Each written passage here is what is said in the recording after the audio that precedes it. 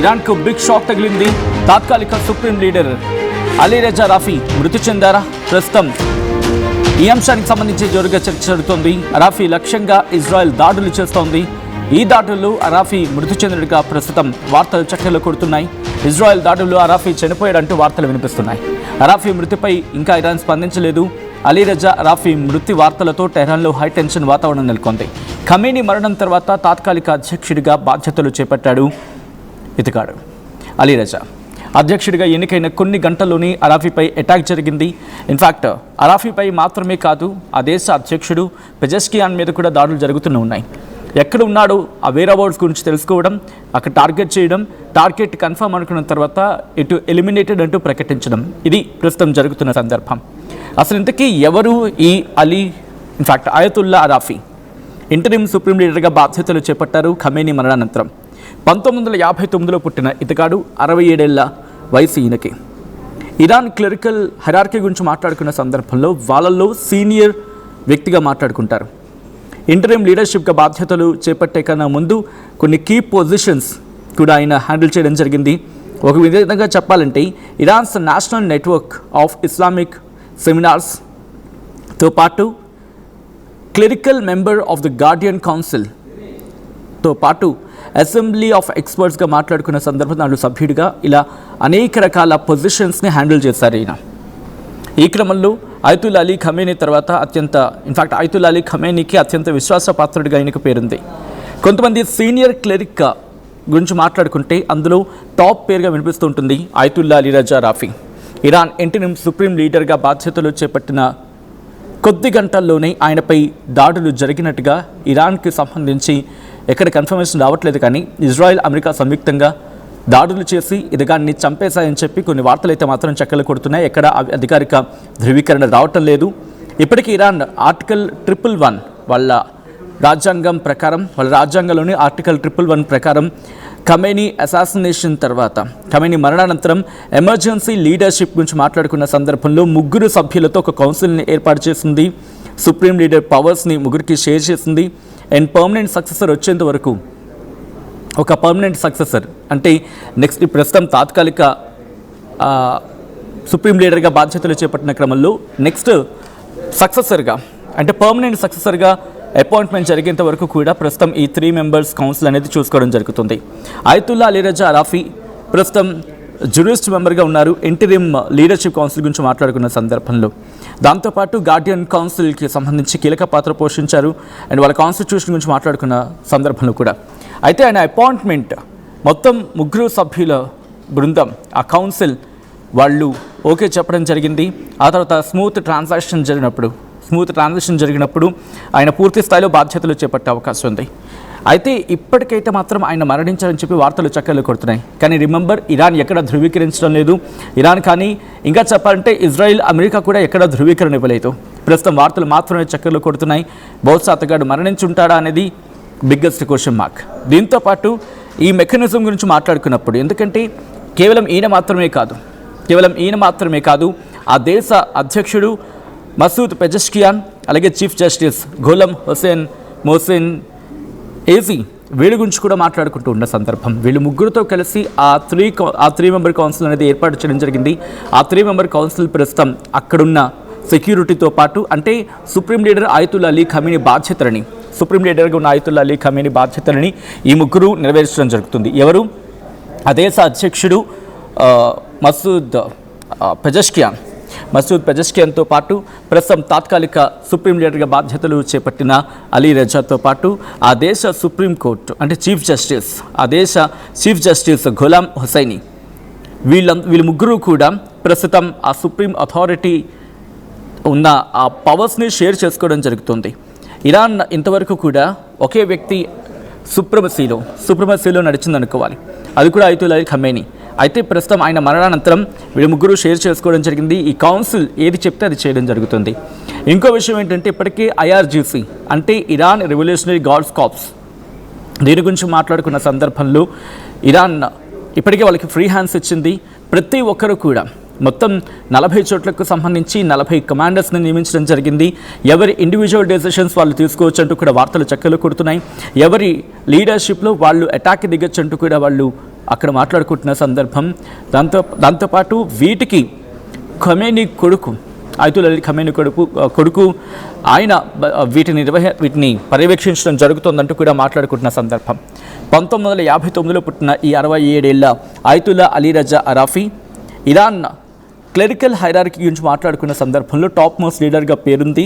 దాంతోపాటు interim leadership బాధ్యతలు ప్రస్తుతం తీసుకున్నారు. సెవరల్ కీ పోస్టులు కూడా అంటే కీ పొజిషన్స్ని కూడా ఆయన హ్యాండిల్ చేయడం జరిగింది గతంలో. ఇరాన్కి సంబంధించి national network of Islamic seminars గురించి మాట్లాడుకున్నాం. వాటిని లీడ్ చేయడం జరిగింది. కొన్ని సందర్భాల్లో క్లెరికల్ మెంబర్ ఆఫ్ గార్డియన్ కౌన్సిల్గా ఉన్నారు. అసెంబ్లీ ఆఫ్ ఎక్స్పర్ట్స్ గురించి మాట్లాడుకున్న సందర్భంలో అక్కడ కూడా ఒక సభ్యుడిగా పనిచేస్తున్నట్టుగా తెలుస్తోంది. వీటన్నిటితో పాటు ఇరాన్కి సంబంధించి Iran revolutionary guard corps announcement కూడా చేయడం జరిగింది. ఏమని లీడర్షిప్ చేంజ్ అనేది జరుగుతుంది కమాండర్ ఇన్ చీఫ్ గురించి మాట్లాడుకున్న సందర్భం. ఎందుకంటే అక్కడ commander in chief general Mohammad Pakpour మరణించారు. ఎవరు అయినా ఎప్పుడు మరణించారు? ఎప్పుడైతే సుప్రీం లీడర్ అయతుల్లా అలీ ఖమేనీని చంపేశారు ఆ సందర్భంలో ఆయన కూడా ఉన్నారని చెప్పి వినిపిస్తుంటుంది. అతగాన్ని కూడా చంపేశారు. దాంతోపాటు అహ్మద్ వహీదీ ఆయన ఐఆర్జీసీ చీఫ్గా నియమించడం జరిగిందంటూ కూడా ఇరాన్ స్టేట్ మీడియా చెప్తోంది. లేటెస్ట్ అప్డేట్ ప్రకారం ఇరాన్కి సంబంధించి వాళ్ళ నేవల్ చీఫ్ని కూడా ఇటు ఇజ్రాయెల్ తమ దాడులు చేసి చంపేస్తుందనేది వినిపిస్తున్నమాట. దీంతోపాటు ఐఆర్జీసీకి సంబంధించి ఇరాన్ మోస్ట్ పవర్ఫుల్ ఇన్స్టిట్యూషన్స్లో ఒకటి. అంటే ఇరాన్ రెవల్యూషనరీ గార్డ్ కాప్స్ అంటే భద్రత, వాళ్ళకి సెక్యూరిటీకి సంబంధించి సెక్యూరిటీ ఫోర్సెస్ కింద మాట్లాడుకోవాలి. దాంతోపాటు మేజర్ మిలిటరీ వాళ్ళకి పొలిటికల్గా చూసుకున్నా ఎకనామికల్గా చూసుకున్నా ఇన్ఫ్లుయెన్స్ చేయగల ప్రభావితం ఉంటుంది వాళ్ళకంటూ మాట్లాడుకున్న సందర్భం. ఎప్పుడైతే 86 ఏళ్ల అయతుల్లా అలీ ఖమేనీ 1989 నుంచి కూడా రూల్ చేస్తూనే ఉన్నారు. ఎప్పుడైతే యుఎస్ అండ్ ఇజ్రాయెల్ కలిపి చేసిన శనివారం జరిగిన దాడుల్లో ఆయన మృతి చెందారు. ఆ తర్వాత ఆపరేషనల్ టార్గెట్ గురించి మాట్లాడుకునే సందర్భం అంటే military bases, government sites, senior లీడర్షిప్స్కి సంబంధించిన లొకేషన్స్ ఇవన్నీ కూడా అటాక్ చేయడం జరుగుతోంది యుఎస్ అండ్ ఇజ్రాయెల్ కలిపి. At the same time defence minister Amir Nasirzadeh and commander in chief Mohammad Pakpour వీళ్ళిద్దరూ మరణించిన తర్వాత ఇరాన్ ఇంకా పగబట్టిందనే చెప్పుకోవాలి. ఆ దాడిని మరింత తీవ్రతరం చేస్తోంది. వచ్చినట్టుగా దొరికినట్టుగా లేపేసే ప్రయత్నం చేస్తోంది. దానిలో భాగంగా మీరు చూడొచ్చు రీసెంట్గా ఆయిల్ గురించి మాట్లాడుకున్న సందర్భంలో ఎటువంటి దెబ్బ తగిలిందనేది. ఇటు సౌదీ కావచ్చు, దుబాయ్ కావచ్చు, ఆయిల్ ఎన్రిచ్మెంట్స్ జరిగే చోట్లని ఆ కీలకమైన లొకేషన్స్ని టార్గెట్ చేయడం జరుగుతోంది. అండ్ ఇరాన్కి ఇప్పుడు చావు దెబ్బ తగిలిందా అనే మాట వినిపిస్తుందంటే అర్థం చేసుకోవచ్చు. ఎందుకంటే సుప్రీం లీడర్గా మాట్లాడుకుని అలీ రజా అరాఫీ మరణించాడా? కేవలం ఇతగాడి మరణంతోనే ఇటు యుఎస్ కావచ్చు లేకపోతే ఇజ్రాయెల్ కావచ్చు దాడుని తగ్గించే ప్రయత్నం చేస్తాయా? ఇంకా తీవ్రతరం చేసే అవకాశం ఉందా? ఎందుకంటే రిమెంబర్ ఇక్కడ కనిపిస్తోంది ఈయనొక్కడే కాదు, మసూద్ పెజెష్కియాన్ ఆ దేశ అధ్యక్షుడు, తర్వాత అయతుల్లా అలీ ఖమేనీ కొడుకు ఆయన, వీళ్ళు ముగ్గురు కూడా కీలకంగా ఉన్నారని చెప్పుకోవాలి. సో వీళ్ళు ముగ్గురు గురించి మాట్లాడుకునే సందర్భం. దాంతోపాటు ఆ దేశ సుప్రీం లేకపోతే ఆ దేశ చీఫ్ జస్టిస్ ఆయన కూడా చాలా కీలకంగా ఉన్నారు. ఖమేనీ కొడుకు గురించి ఒకసారి మాట్లాడుకునే ప్రయత్నం చేద్దాం. ఎందుకంటే కనుక ప్రెసెంట్ ఆయన కూడా బాధ్యతలు చేపట్టచ్చు అని చెప్పి పేరు వినిపిస్తున్న తరుణంలో ముస్తాబా ఖమేనీ ఏ మేరకు అక్కడ ఇంపాక్ట్ చూపించగలడు? అలీ రజా అరాఫీ చాలా కీలకమైన వ్యక్తి. అలీ రజా అరాఫీ అనే వ్యక్తి చాలా కీలకమైన వ్యక్తి. ఎందుకంటే ఇటు ఒక క్లెర్క్గా ఉన్నాడు, దాంతోపాటు ఖమేనీకి అత్యంత సన్నిహితుడు. అంటే ఎటువంటి మైండ్ సెట్ ఉంటుంది, దాంతోపాటు చాలా దగ్గరగా ఆయన ఉన్నాడు. కాబట్టి ఇలాంటి సందర్భాల్లో వీళ్ళతో అంటే గల్ఫ్ కంట్రీస్తో ఎటువంటి సఖ్యత మెయింటైన్ చేయాలి, అట్ ద సేమ్ టైం ఏ లొకేషన్స్ని టార్గెట్ చేయాలి, ఎవరిని టార్గెట్ చేయాలి. ఎందుకంటే రిమెంబర్ ఇక్కడ ఒక మాట గుర్తుపెట్టుకోవాలి, ఖతర్తో పాటు దుబాయ్తో పాటు సౌదీతో పాటు మరీ ముఖ్యంగా ఖతర్ ఇటు ఇరాన్కి అమెరికాకి మధ్య సయోధ్య కుదిర్చే ప్రయత్నం చేస్తుంది. అటువంటి ఇరాక్తో కానీ సౌదీతో కానీ అంటే దుబాయ్తో కానీ లేకపోతే కువైట్తో పాటు మిగిలిన దేశాలు బహ్రెయిన్ ఇవన్నీ ఉన్నాయి కదా, వీటితో మాట్లాడుతూ రిమెంబర్ మేము మిమ్మల్ని టార్గెట్ చేయట్లేదు, మీరు అమెరికన్ బేసెస్కి అక్కడ చోటు కల్పించారు కాబట్టి మేము వాటిని దాడి చేసే ప్రయత్నం చేస్తున్నాం, మీరు ఇప్పటికైనా వాటిని తిరిగి పంపించేస్తే బాగుంటుంది, లేకపోతే మేము దాడిని ఇంకా తీవ్రతరం చేస్తామని చెప్పి హెచ్చరించినట్టుగా.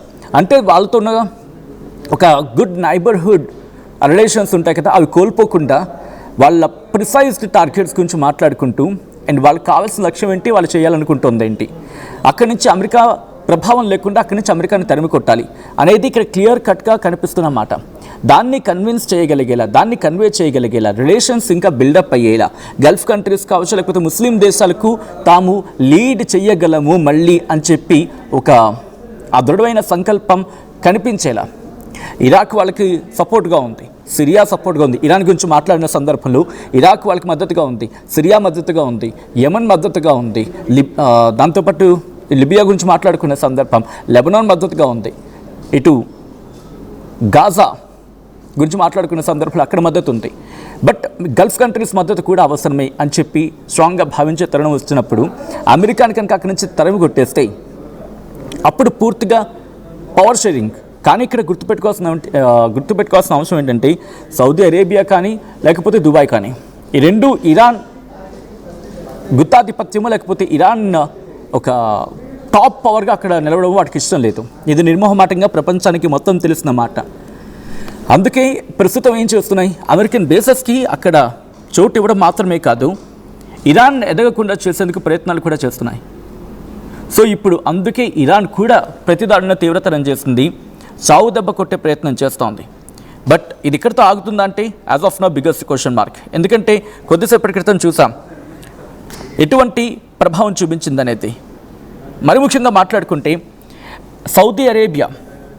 సౌదీ అరేబియాలోని ఆరామ్కో రాస్ నటూరా అని చెప్పి అక్కడ ఎన్రిచ్మెంట్ జరుగుతూ ఉంటుంది.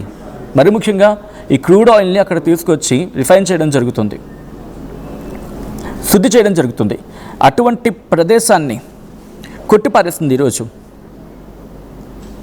ఈరోజు కొట్టిపారేస్తుందంటే అర్థం చేసుకోవచ్చు అక్కడ ఎటువంటి పరిస్థితులు ఉన్నాయనేది. ఇరాన్ దాడి చేసిన తర్వాత ఈరోజు ప్రపంచం మీద ఇంపాక్ట్ చూపించే అవకాశం ఉంది. సో ఇలా దాడి చేయగలిగిందంటే ఇరాన్ని వెనకాల నడిపిస్తోంది ఎవరు? ఎందుకంటే అందరూ సాధారణంగా అనుకుంది ఏంటంటే వన్స్ ఇది క్లియర్ అయిపోతే, ఒకసారి ఐతుల్ అలీ ఖమేనీ వ్యక్తి మరణిస్తే కనుక కంప్లీట్గా చేతుల్లోకి వచ్చేస్తుంది, కంప్లీట్గా గ్రిప్ సాధించవచ్చు. బట్ అనుకుంది అలా జరగలేదు, ఇంకా మారుతోంది, ఇంకా రిపర్కషన్స్ పెరుగుతున్నాయి. ఇరాన్ తీవ్రంగా దాడులు చేస్తోంది. రీసెంట్గా ఇటు అరామ్కో మీద జరిగిన దాడి సౌదీలోని దానికి ఉదాహరణగా చెప్పుకోవచ్చు. ఈ కథనం మిమ్మల్ని కాస్త కలవరపరచచ్చు, అయితే మిమ్మల్ని కలవరపాటు గురి చేయడం ఆర్టీవీ ఉద్దేశం కాదు. కానీ ఇటువంటి కథనాలు చూసినప్పుడు కాస్త కలవరపాటు గురి అవకాశం ఉంటుంది కాబట్టి దీనికి సంబంధించి తగిన జాగ్రత్తలు తీసుకోవాలని ఆర్టీవీ సూచించడం జరుగుతోంది. This is a disturbing content, viewer description is highly advised.